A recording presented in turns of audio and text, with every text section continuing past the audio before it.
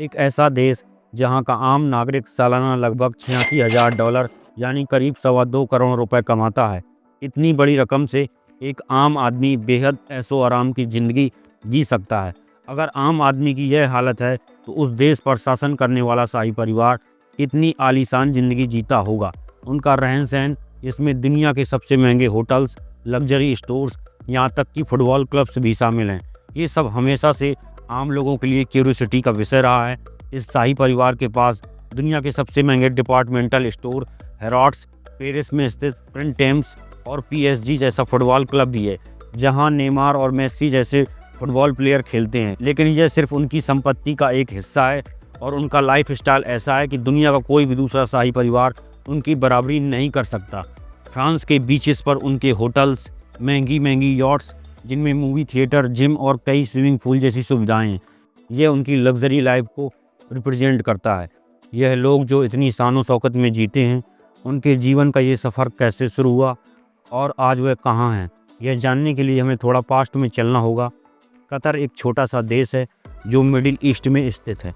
इस देश का कुल एरिया 4,471 किलोमीटर स्क्वायर है। इसकी कैपिटल दोहा है। एक वक्त था जब दोहा फिशिंग विलेज था और यह घोड़ों और ऊँटों की ब्रीडिंग के लिए फेमस था।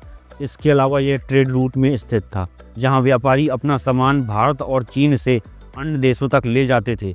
पहले विश्व युद्ध के बाद यह देश ब्रिटेन के संरक्षण में आ गया और 1971 में स्वतंत्र हुआ। कतर का एक छोटा सा बॉर्डर सऊदी अरब से लगता है, जबकि बाकी का क्षेत्र समुद्र से घिरा हुआ है। इसी कारण इसका ज़्यादातर इलाका फ्लैट, ड्राई और खेती के लिए उपयुक्त नहीं है। केवल 5% ज़मीन ही कृषि के लिए उपयुक्त है। कतर पर शासन करने वाला शाही परिवार अल थानी कहलाता है, जो शायद दुनिया का सबसे बड़ा शाही परिवार है। इस परिवार में करीब 8,000 सदस्य हैं। यह परिवार 7वीं सदी में कतर में आकर बसा था। इस रिपोर्ट के मुताबिक उनकी व्यक्तिगत संपत्ति आज के समय में लगभग $350 बिलियन से भी अधिक है। अल थानी परिवार मुख्य रूप से 4 समूहों में बटा है: बनी कासिम, बनी अहमद, बनी जाबर और बनी थामिर।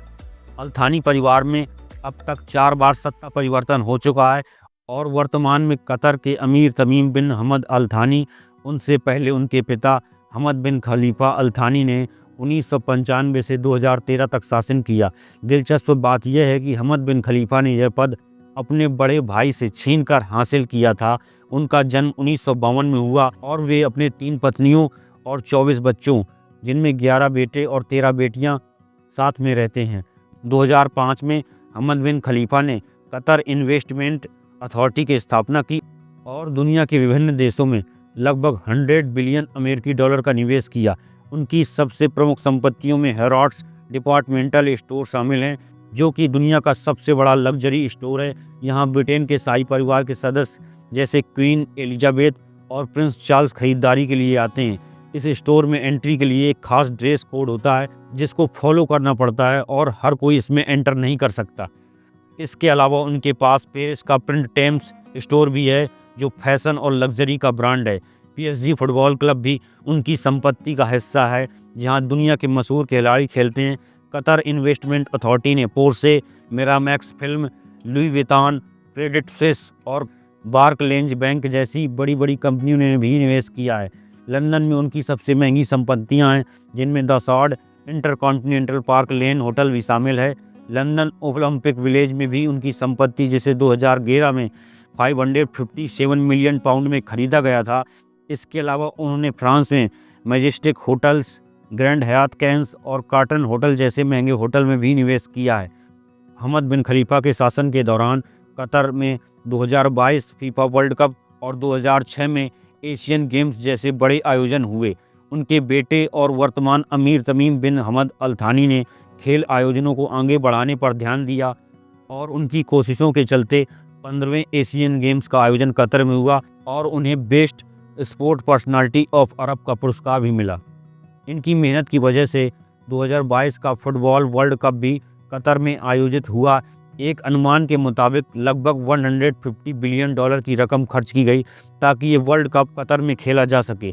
अमीर तमीम ने अपनी बैचलर्स और मास्टर की degree university of south Carolina से प्राप्त की। उनके बारे में कई तरह की चर्चाएं भी हुईं। कहा जाता है कि उन्होंने अपनी पढ़ाई के दौरान कई सैन्य प्रशिक्षण किए। फ्रांस, मोनाको, अल्जीरिया और यूनाइटेड किंगडम जैसे देशों में छुट्टियां भी बिताईं। इस कारण से लोगों ने सोचा कि इन सब के बीच वो अपनी डिग्री और पढ़ाई पर कितना ध्यान दे पाए होंगे। एक बार उनकी एक प्रोफेसर ने यह बयान दिया कि जब उन्होंने अपना प्रोजेक्ट सबमिट किया तो उसमें एक बैग के साथ एक रोलेक्स घड़ी भी थी, जिसे प्रोफेसर ने तुरंत वापस कर दिया। और ये सारी बातें उनकी डिग्रियों की वैधता को लेकर सवाल खड़े करती है। हालांकि उनके देश की प्रगति के लिए उनकी मेहनत और योगदान पर कोई शक नहीं है।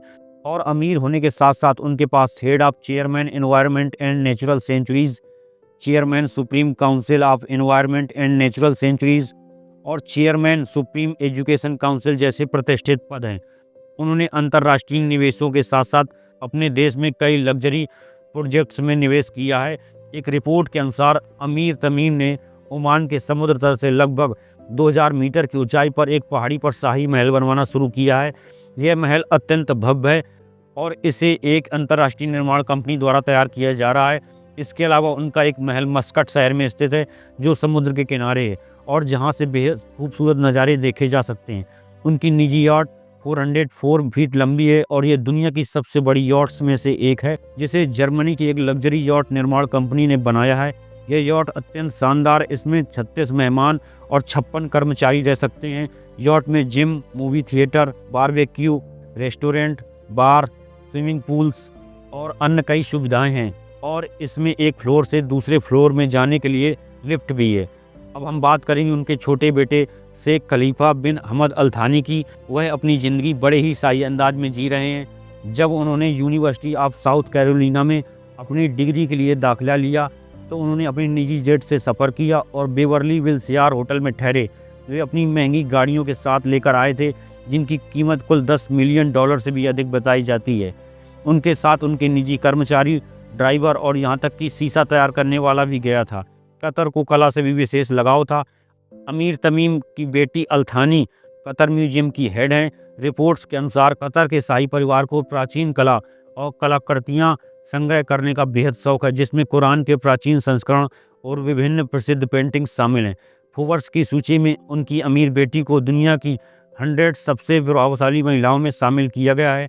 कहा जाता है कि कतर म्यूजियम को चलाने के लिए $250 मिलियन का बजट रखा गया है। इस शाही परिवार के पास अथाह दौलत, प्राकृतिक गैसों के संसाधन, पेंटिंग्स, महल, गाड़ियाँ, यॉट्स और कर्मचारियों की फौजें मौजूद हैं। ऐसा लगता है कि इनके लिए यह दुनिया ही स्वर्ग है। अगर आप इस राय से सहमत हों तो हमें कमेंट सेक्शन में ज़रूर बताएं। मिलते हैं नेक्स्ट वीडियो में।